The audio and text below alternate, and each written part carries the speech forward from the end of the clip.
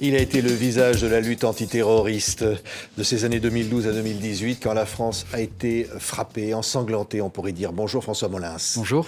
Au nom du peuple français, ce sont vos mémoires. 46 ans au service de la justice, c'est un document absolument incroyable qui est publié chez Flammarion. Je dis un document parce que c'est un document pour la justice, pour nous tous. Vous racontez, mais vous nous racontez. Vous racontez aussi notre époque. Et au fond, la justice est au cœur de vos engagements. Oui, tout à fait. Tout à fait.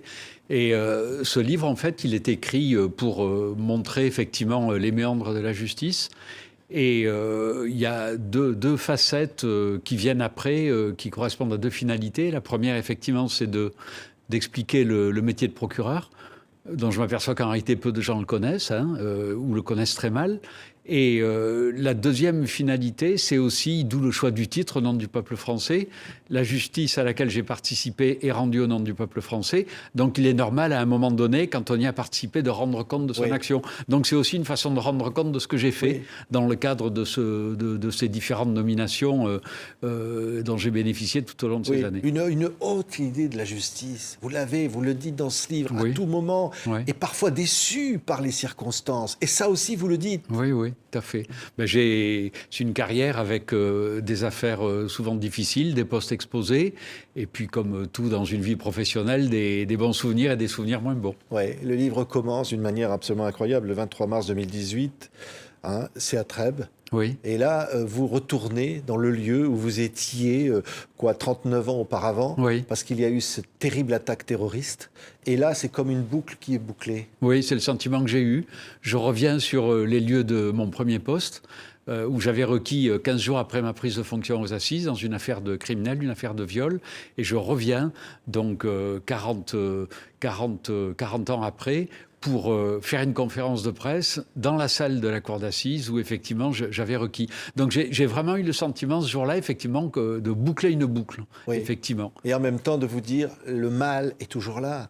Le terrorisme, vous avez vu monter, vous le racontez dans ce livre, il est là, à Trèbes et ailleurs, on va en parler. Il est là, et puis il restera là. Il ne faut pas s'imaginer que, quelle que soit la qualité et l'efficacité des lois qu'on adopte, on fera disparaître la menace terroriste. On pourra peut-être mieux la traiter, mais la menace, elle est présente et elle le restera, et avec les risques d'attentats, bien évidemment. Oui, vous autres, et je le disais, votre visage est associé à cette lutte antiterroriste, parce que vous êtes apparu à la télévision, vous êtes apparu aux Français, à des moments où les Français étaient perdus. On parlera dans quelques instants de Nice, on parlera du Bataclan, on parlera de ces terribles attentats de la Fermera.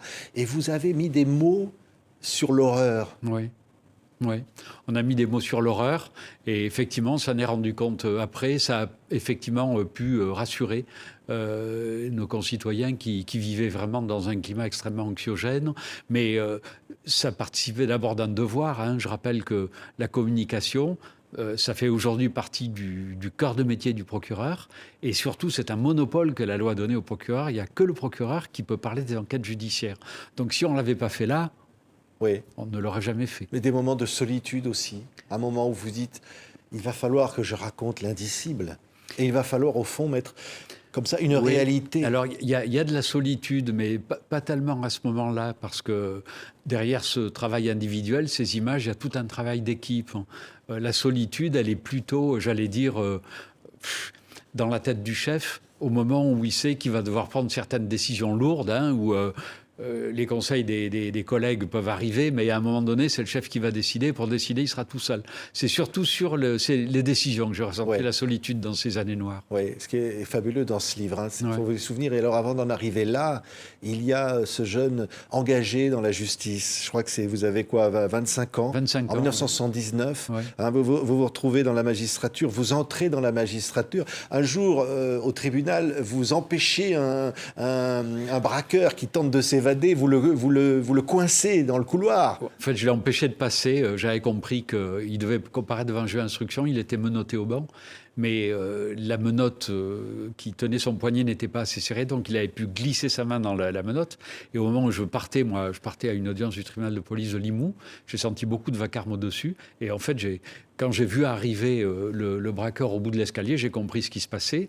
Les policiers étaient un peu plus corpulents que lui, donc ils avaient du mal à suivre. Et en fait, j'ai bloqué, j'ai fait écran, je l'ai empêché de passer, je l'ai bloqué dans le tribunal.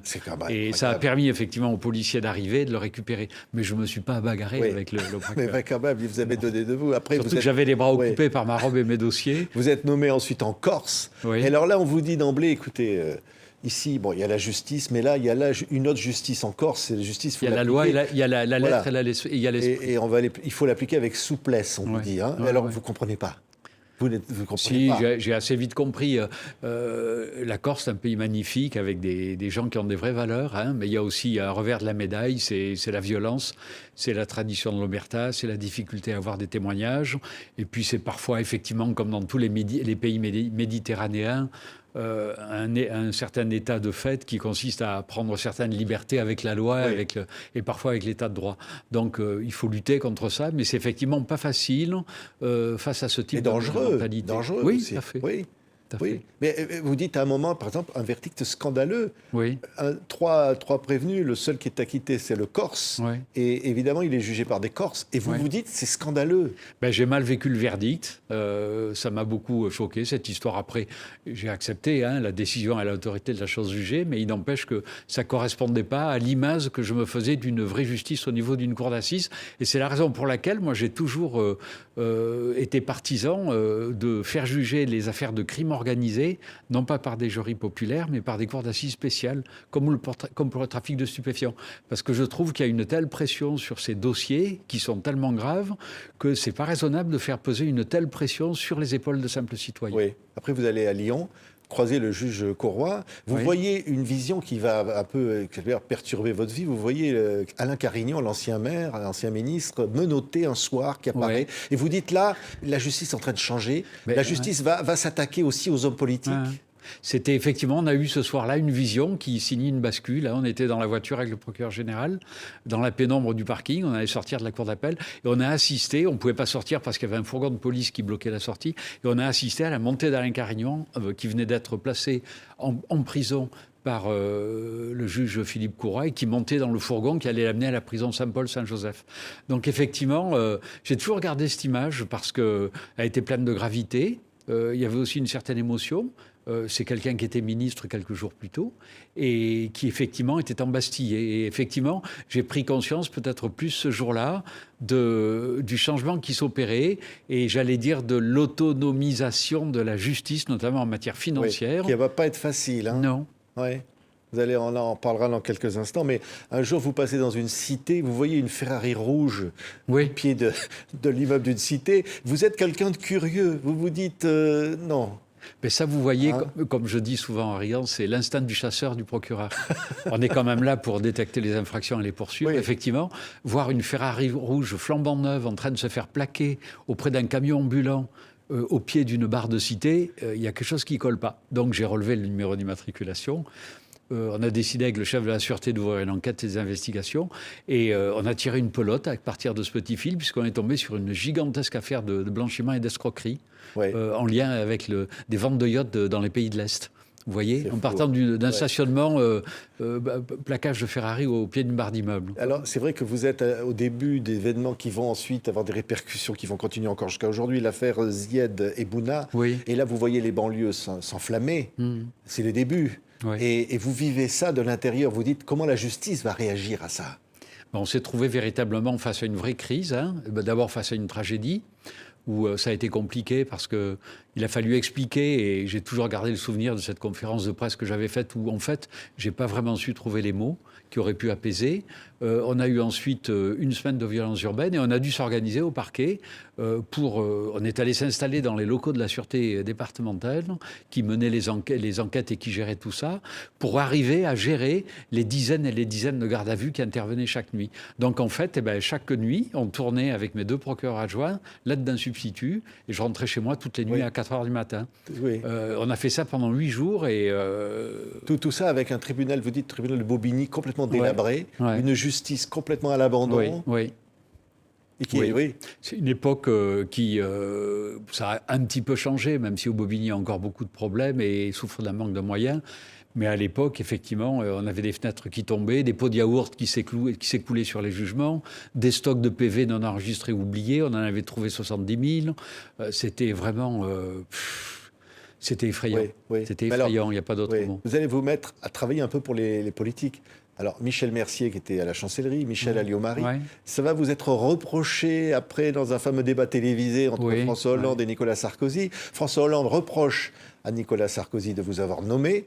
Et parce qu'il dit, voilà, c'est un juge politisé, il a travaillé avec Michel Alliot-Marie. Ça, vous acceptez pas, ça? Alors d'abord, j'ai eu 2 sentiments par rapport à ça. Le premier, c'est que j'ai assisté à ce débat présidentiel. J'étais dans mon canapé, j'étais mort de honte que ma petite personne soit évoquée au cours d'un tel débat et soit une source de conflit entre les 2 candidats. Et donc, sentiment de honte. Et puis après, j'ai été très blessé. Dans mon honneur et mon amour-propre, parce que même si on m'a dit que mes qualités n'étaient pas en cause, j'ai vraiment pris ça pour moi et j'ai vu ça comme une mise en cause de mon honnêteté, mon intégrité. En fait, comme je suis résilient, j'ai assez vite pris le dessus. Je me suis dit, ils perdent rien pour attendre. Ah bah oui. Et je vais leur montrer, quand je vais être procureur à Paris, comment ça va se passer. Ah bah oui, vous allez. Et j'ai essayé de faire mon travail correctement. Oui, parce qu'après, il va y avoir l'affaire Cahuzac. Oui. Là, vous n'allez rien laisser passer. L'affaire Tapie. L'affaire Tapie. Là non plus, vous ne laissez rien passer. Non. Big Malion. Et Big Malion, évidemment. Et là non plus. Et alors, vous dites là, non, à chaque fois, vous le dites d'ailleurs dans le bouquin, je n'ai pas eu de pression. Non, on a du mal à vous croire. On a du mal à vous croire. J'ai pas eu de pression parce que la vie à Paris, notamment sur les 6 dernières années, c'est ce que j'appelle, il y a la vie avant, il y a la vie après. Après quoi? Après la loi Taubira du 25 juillet 2013 qui vient interdire aux politiques de donner des instructions au parquet dans les affaires individuelles. Donc, franchement... Non, mais vraiment, ils n'ont pas essayé. Vous n'avez pas eu indirectement... Mais vous savez, quand on est procureur Paris... surtout à l'époque où il n'y a pas de PNAT, il n'y a pas de parquet terroriste, il n'y a pas de parquet national financier, on a un poids considérable. Et ce poids, si on sait bien l'utiliser, ça signifie aussi beaucoup d'indépendance. Et moi, je n'ai pas eu de pression, en dehors de cette convocation chez le président de la République, Nicolas Sarkozy, qui voulait savoir quand est-ce que l'affaire Tapie allait se terminer.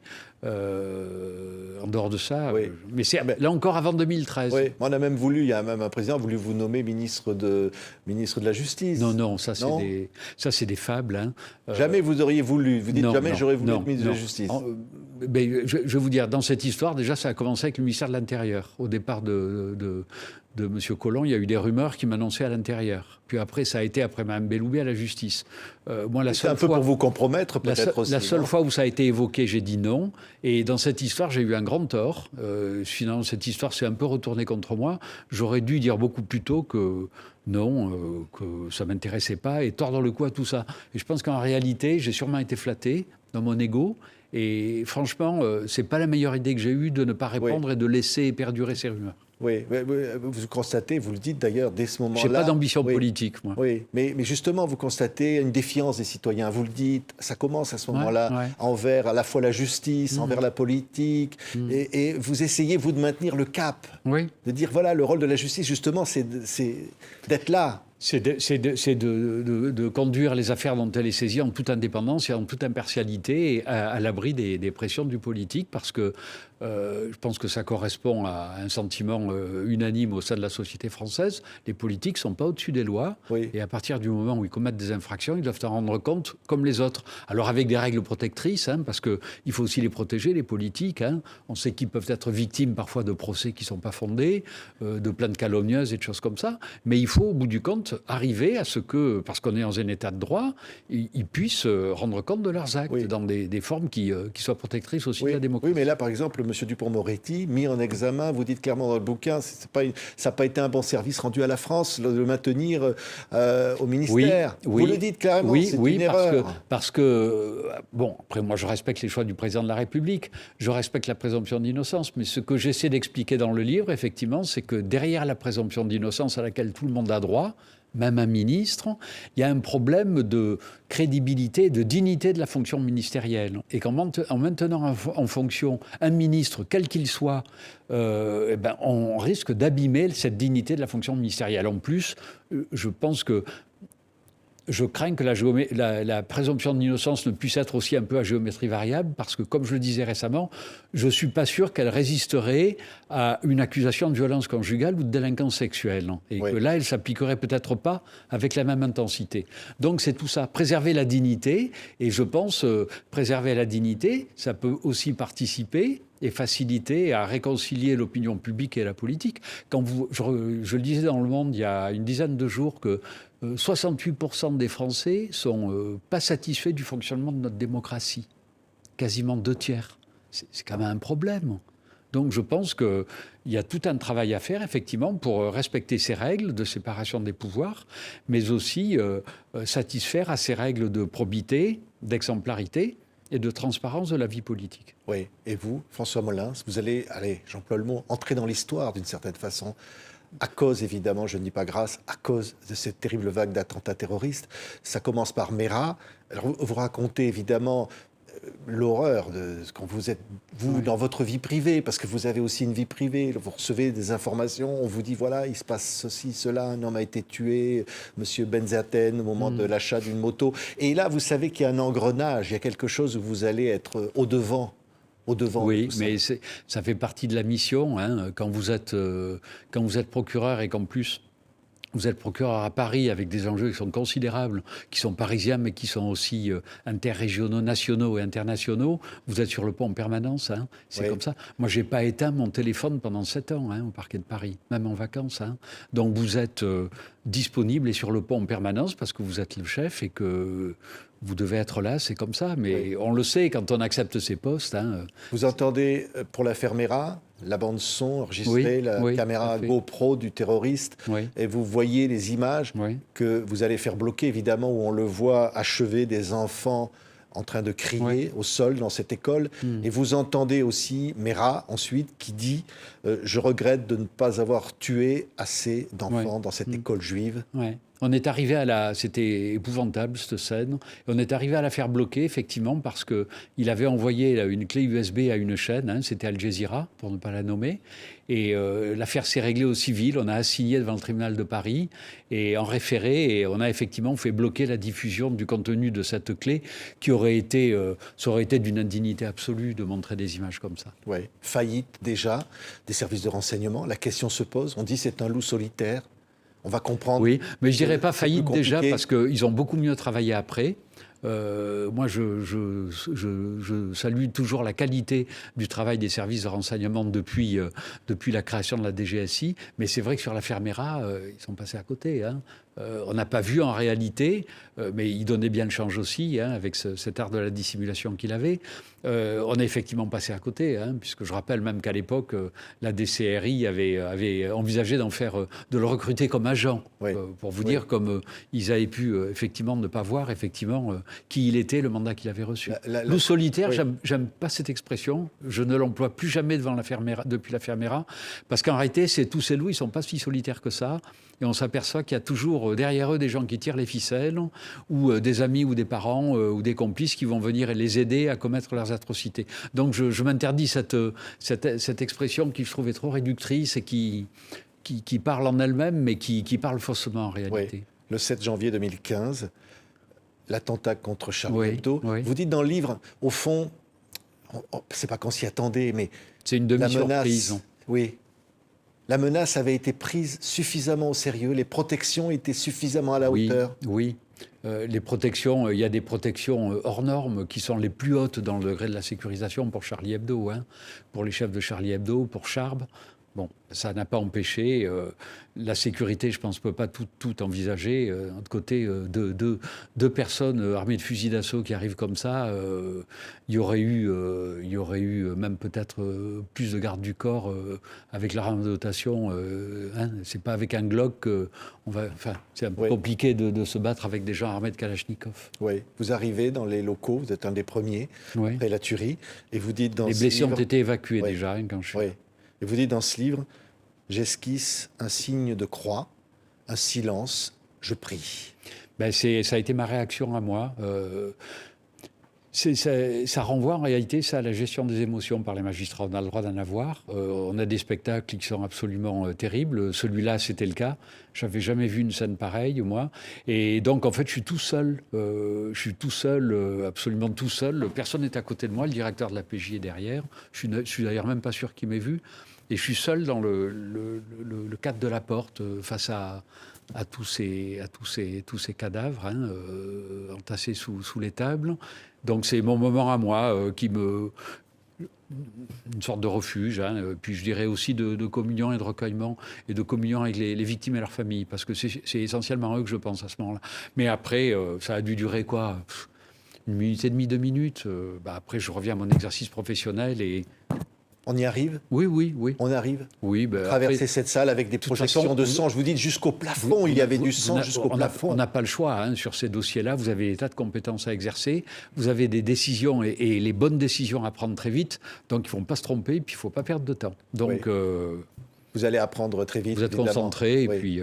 Un autre attentat simultané contre l'hypercachère à Mehdi Koulibaly. On découvre l'existence de cet homme. Il va évidemment mener cette prise d'otage dans l'hypercachère. Vous dites, quand il s'agit de mener les assauts, puisque vous allez localiser les frères Kouachi à Dammartin, et vous dites qu'il faut demander l'accord du président de la République. C'est François Hollande. Qu'est-ce qui se passe à ce moment-là ? Alors, dans ces situations, pour qu'on comprenne bien, c'est ce que j'essaie d'expliquer dans le livre, il y a une double dimension dans l'événement. Il faut ramener l'ordre public, et puis il y a un crime qui a été commis, donc il faut arrêter les auteurs. Donc, en fait, il y a 2 dimensions dans la décision. La décision, en fait, elle revient à l'autorité administrative. Mais l'autorité administrative la prend toujours en concertation avec l'autorité judiciaire. Donc là, ce qui s'est passé... Ça ne fait pas perdre du temps, tout ça ? Non, ça va très vite. En réalité, le président Hollande avait donné le feu vert. Vous dites sans tergiverser ? Oui, tout à fait. C'est-à-dire qu'il a immédiatement il a dit... Et moi non plus, j'étais avec Denis Favier, qui avait eu, je pense, le président Hollande au téléphone. Et moi, j'étais donc avec Denis Favier à Dammartin, qui m'a aussi demandé mon avis. Et je lui ai dit, il n'y a pas de problème. Il nous avait soumis un plan d'assaut. Et de toute façon, on n'avait pas le choix. C'était la seule décision qu'il fallait prendre. Oui, évidemment, l'assaut n'aura pas à être donné. On avait deux prises d'otages en même temps. Concomitantes, c'est du jamais vu. Les frères Kouachi sortent, sont neutralisés. En réalité, c'est eux qui vont donner l'assaut. C'est eux qui vont donner l'assaut au GIGN. Parce que vers 17 déclenche l'assaut contre l'hypercachère. On voit la porte de l'imprimerie s'ouvrir et les 2 frères Kouachi qui sortent en tirant au fusil d'assaut sur les gendarmes qui sont devant eux. Et c'est là qu'ils vont être abattus. Oui, il y a un homme qui est caché dans Martin, dans l'imprimerie. Vous savez qu'il peut y avoir des civils. On le sait qu'il est là. Oui, et vous savez même, à l'hypercachère, c'est extrêmement dangereux. Oui. Mais vous n'avez pas le choix. Mais on n'a pas le choix. Mais l'hypercachère, de mémoire, il rentre par 2 issues, devant et derrière. Et effectivement, ils vont laisser aucune chance à Mehdi Koulibaly. De toute façon, ces gens-là, en fait, ne rêvaient que d'affronter la police dans une scénarisation la plus médiatisée possible et de tuer un maximum de policiers. Donc, il n'y avait pas de négociation possible avec eux. Vous êtes un soir de 13 novembre 2015 épuisé chez vous. Vous apprenez qu'il y a eu une bombe au Stade de France, à côté du Stade de France. Et vous savez que là, à nouveau... Il va falloir, évidemment, et puis vous allez découvrir, évidemment, l'horreur, on le sait, les attaques des terrasses, le Bataclan. Oui. En fait, après l'annonce de la bombe, j'ai allumé la télé et j'ai vu les bandeaux très vite, au bout de quelques minutes, qui apparaissaient et qui faisaient état de fusillade avec de nombreux morts sur les terrasses du 11e. Et là, j'ai compris tout de suite qu'on était dans ce qu'on redoutait tant, c'est-à-dire un attentat d'ampleur sur Paris. Donc, j'ai rappelé mes officiers de sécurité, puis on est parti sur les scènes de crime. On vous dit, vous n'avez pas de gilet pare-balles, monsieur le procureur ? Non, j'avais rien. On vous le demande ? Non. En fait, c'est un brigadier qui a vraiment compris ce qui se passait, qui m'a vu arriver. J'étais devant la Bonne Bière, à la rue Fontaine-au-Roi, de mémoire, et qui me voit arriver, qui me dit « Mais monsieur le procureur, vous n'avez pas de gilet pare-balles, c'est dangereux. On craignait des tireurs sur les toits. » Donc il m'a dit « Prenez le mien. » Il a enlevé le sien, il me l'a mis sous ma parka et je l'ai gardé toute la soirée. Depuis, on en a acheté au parquet de Paris. Oui. vous dites, parce que vous avez entendu la bande-son dans le Bataclan, Oui. vous dites que malgré les critiques, on ne pouvait pas faire autrement, que la scène de crime était figée et que intervenir à 0h18, comme ça a été le cas, Oui. ça n'était pas trop tard, comme certains l'ont dit. Non, en réalité, je voulais expliquer ça pour dire qu'il n'y avait pas lieu de rentrer dans ces polémiques, à savoir est-ce qu'on avait bien fait de faire intervenir la BRI, est-ce qu'il n'aurait pas pu faire venir le GIGN. En réalité, c'est un faux problème parce que la situation, effectivement, comme je le dis, est figée à partir du moment où le commissaire de la BAC rentre dans le Bataclan et tire sur Sami Amimour, qui est sur la Seine et là-bas. Hein, il lui tire dessus, il le blesse très gravement, ce qui fait qu'on pense que l'autre a déclenché sa ceinture explosive. À partir de ce moment-là, les dégâts humains s'arrêtent, puisque les 2 autres terroristes survivants vont monter au premier étage avec des otages. Il y aura encore quelques coups de feu dans la rue. Je crois que c'est le Ménil-Amelot à côté, mais c'est fini dans la fosse, donc les dégâts s'arrêtent. Donc la question de l'heure de l'intervention, 10 minutes avant, 10 minutes après, ça n'aurait pas changé grand-chose. Après, ce qui nous préoccupe, nous, c'est la vie des otages. Et on comprend, en fait, c'est ce que nous dit le chef de la BRI, qu'il faut intervenir très très vite, parce qu'ils sont très énervés, les 2 terroristes qui restent, et que si on ne va pas vite, ils vont les tuer. Oui. Et donc, effectivement, à partir de ce moment-là, tout va aller très vite et la décision de prendre l'assaut est prise, là aussi en concertation avec le préfet de police et moi. Oui. Et là, vous entrez dans le Bataclan, Oui. vous décrivez cette scène terrifiante, l'odeur du sang. Oui. Vous découvrez notamment une femme avec la tête posée sur son sac, avec le téléphone qui sonne. Qui n'arrête pas de sonner. Oui. Quel souvenir vous gardez de ça? C'est abominable. On aimerait que ce soit irréel, hein, que ce soit jamais arrivé. Mais bon. On arrive à reprendre le dessus et dire maintenant il faut penser aux autopsies, il faut penser à tout ce qui va être d'ailleurs un vrai problème. Nécessairement, bien sûr. Et d'ailleurs, là-dessus, c'est le choix qu'on avait fait à l'époque. On a choisi de ne pas autopsier tout le monde parce qu'il y a toujours... on essaie d'être rigoureux, mais il y a aussi un objectif d'humanité et de respect de la personne des gens. On a compris que si on autopsiait tout le monde, on ne pourrait pas rendre les corps avant 15 jours. Et ça, pour nous, ce n'était pas admissible, ce n'était pas concevable. Donc on a choisi de n'autopsier que dans certains cas. Et avec tout ça, on est quand même arrivé à rendre les derniers corps, je crois, à la fin du 6e ou au 7e jour. Ce qui était quand même beaucoup plus... on va dire plus humain et plus digne pour les familles. Pour dire un mot sur les auteurs de ces attentats, vous dites sur cette bande-son, on entend à un moment dire, l'un des terroristes qui dit à un de ces jeunes qui est là, tu peux te lever et partir. Oui. Vous entendez ça? Oui, la bande-son, elle est terrible. Elle est terrible, la bande-son. Oui. Il lui dit, tu peux te lever, et on entend qu'il s'en va et on entend des coups de feu parce qu'il est abattu. Elle est tellement terrible que quand je pense à la bande-son, je pense toujours à ces policiers de la police technique et scientifique qui ont travaillé pendant des semaines et des semaines là-dessus et en perdre la tête, quoi, parce que c'est épouvantable de vivre dans ce truc-là en termes d'objets scientifiques pendant des semaines. Oui, et on a une pensée pour Cédric Gomet. Et quand on croise effectivement... Dans cette rédaction, Cédric Gomet, qui était en régie ici, qui fait partie des victimes du Bataclan, à qui on a une grande pensée. On a beaucoup de pensées pour ces familles derrière, qui vont être d'une dignité incroyable. Jusqu'au bout. Et ça, évidemment, après, il va y avoir Saint-Denis, il va y avoir Abaoud qui va être localisé. Le témoignage d'une jeune femme dont vous dites, c'est trop beau, on n'y croit pas. Ben oui, parce que on est tellement dans la peur et l'angoisse de la capacité de nuisance de ces gens-là qu'en réalité, le premier réflexe, on pense d'abord à une manipulation. On pense que c'est quelqu'un qui n'est pas sincère, qui a été manipulé, et que tout ça n'a pour but que d'attirer les policiers dans un guet-apens, pour arriver à en tuer. En réalité, non... c'est vrai, et effectivement, le témoignage de cette dame a été décisif dans la localisation d'Abaoud et dans sa neutralisation. Oui. Trop de coups de feu dans cet assaut à Saint-Denis. Ça a été le choix du raid, moi que je peux comprendre. On est face à des gens qui sont extrêmement dangereux. On nous a décrit dans les témoignages, quand ils partent dans l'appartement de la rue du Corbillon, les témoins nous écrivent des sacs oblongs, donc des sacs longs. On ne sait pas ce qu'il y a à l'intérieur. Ça peut faire penser à des armes longues, à des fusils d'assaut. Et effectivement, ce n'est pas le cas puisqu'on va retrouver qu'un pistolet 9 mm, donc il n'y a pas de fusil d'assaut. Mais on ne peut pas prendre de risque. Donc effectivement, le choix du raid peut se comprendre. Le choix du raid, c'est de saturer en réalité, en tirant énormément de munitions, qui va constituer une sorte de bouclier pour... il ne fallait pas qu'on ait des policiers abattus aussi. Oui. Dans tout ça, il y a un chien. Vous dites qu'un jour, quelqu'un vous envoie un chèque de 20 € pour ce chien qui est mort. J'ai reçu un jour, tout à fait. Et vous allez donner le chèque. J'ai envoyé le chèque à la préfecture de police parce que moi, je ne pouvais pas encaisser de chèque comme procureur de Paris. Oui.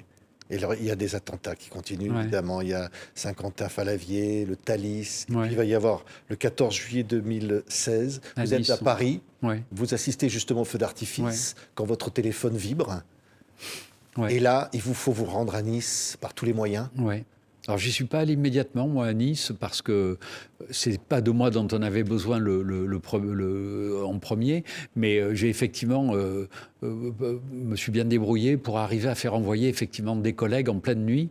Il y avait 2 avions qui avaient été affrétés par le gouvernement, donc j'ai pu envoyer 3 ou 4 collègues là-bas, et moi je les ai rejoints le lendemain dans la matinée.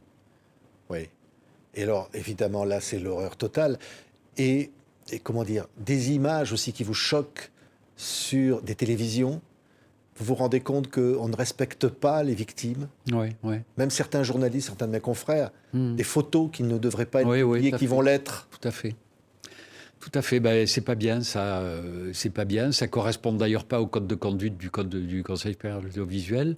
Et puis ça respecte pas la dignité des victimes. Donc je trouve que c'est pas bien, c'est pas conforme à l'éthique qui devrait être celle d'un journaliste. C'est pas de l'information pour moi, c'est vraiment rechercher le buzz et le scoop médiatique. Et c'est pas honorable. Oui, mais à travers le terroriste, là, vous découvrez encore un autre profil. Oui. Le profil du terroriste qui conduisait le camion de Nice. C'est un profil annonciateur de ce qui va arriver après, où on est de plus en plus dans une forme de zone que je pourrais qualifier de zone grise, avec des gens qui, en réalité, ne sont pas directement dans Daesh, mais qui, en réalité, sont inspirés par l'idéologie de Daesh et qui vont passer à l'acte parce qu'ils sont séduits par ces idéologies. Ce qui fait que, d'ailleurs, souvent, avec ces gens, on va voir fleurir ça dans les années suivantes.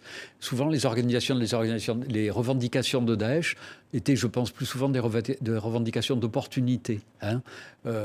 Mais c'est un phénomène qu'on va voir apparaître de plus en plus. Le passage à l'acte individuel avec des gens qu'on n'avait pas forcément détectés. Ça signe la difficulté du travail des services de renseignement et qui finalement vont passer à l'acte avec des modes opératoires très divers. Là, c'est le camion, c'est les attaques au couteau, au marteau, on a tout vu. Oui, on va voir une église Saint-Étienne-du-Rouvray. Oui.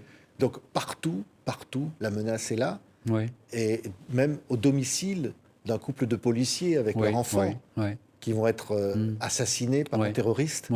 Et tout ça, évidemment, bouscule l'institution judiciaire, bouscule évidemment la police, là, en l'occurrence, parce qu'elle est touchée directement. C'est une déstabilisation. Non, c'est pas une déstabilisation, c'est plutôt la perception d'une situation, en réalité, qui pose un vrai défi. Et qui, là aussi, est extrêmement anxiogène parce que malgré tous les efforts qu'on fait pour mieux échanger, mieux faire circuler l'information, mieux travailler, améliorer la qualité des process et des procédures, on s'aperçoit que les attentats continuent. Et donc, je disais, c'est très anxiogène parce qu'on a eu l'impression à cette époque de se trouver dans une forme de spirale infernale, mais vraiment infernale, dont on n'arrivait pas à sortir. À cette époque, en 2017-2018, j'avais calculé qu'on avait un attentat ou un projet d'attentat quasiment toutes les 5-6 semaines. Et quand on arrivait effectivement à 5-6 semaines, on se disait, tiens, il ne nous est pas encore arrivé un nouvel attentat. Dans les jours suivants, il arrivait. Ça a duré 2 ans et demi. Mais ça ne s'arrêtait pas. On se disait, c'est impossible à prévoir tous ces attentats. Les profils sont très différents. Effectivement, parfois, on aurait pu... Les services ont quand même déjoué pas mal d'attentats à l'époque, mais il y en avait quand même aussi pas mal qui se commettaient. Oui, mais il y a eu parfois des erreurs, des renseignements. Je pense évidemment à Baoud, qu'on ne savait pas présent au Bataclan. Le Bataclan, c'est différent, parce que... le Bataclan, c'est différent par rapport aux attentats de masse parce que les attentats, les commandos ont tous leur logistique en Belgique. Donc ceux en réalité qui auraient dû être en situation d'identifier tous ces gens-là, c'est les services belges.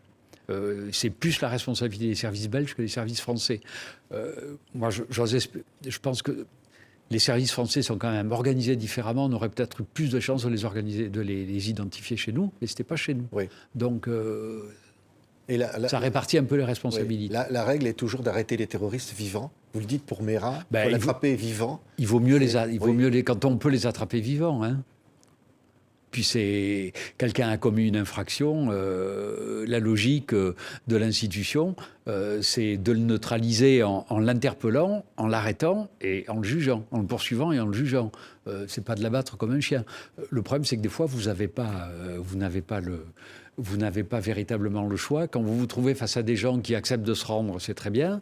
Quand vous vous trouvez face à des gens qu'on arrive à interpeller et à arrêter, c'est très bien aussi. Quand vous avez des gens qui ne rêvent que d'affronter les policiers les armes à la main, ça laisse pas effectivement beaucoup de possibilités.